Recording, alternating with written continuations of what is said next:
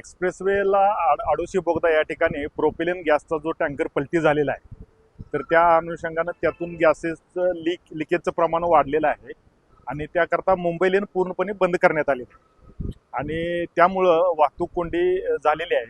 तर पुणा लेनची जी बाजू आहे ते पूर्ण खालापूर टोल प्लाझा इथपर्यंत वाहतूक कोंडी गेलेली आहे.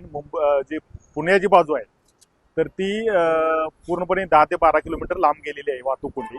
तर याकरता मी सर्वांना आवाहन करतोय की या ठिकाणी हे गॅस लिकेजचं प्रमाण कमी होऊन त्याचं पूर्ण समस्या म्हणजे पूर्ण दुरुस्त होण्यापर्यंत आपल्याला वाहतूक कोंडीचा सामना करावा लागणार आहे.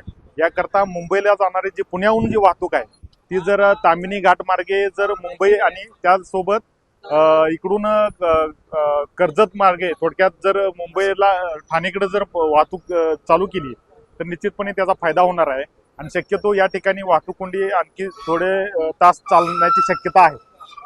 NDRF टीम आणि त्यानंतर इथं जे अपघातग्रस्तांच्या मदतीसाठी जी टीम आणि त्यासोबत BPCL टीम, हे तिन्ही टीम या ठिकाणी कार्यरत आहेत. त्यांच्याकडनं शर्थीचे प्रयत्न चालू आहेत.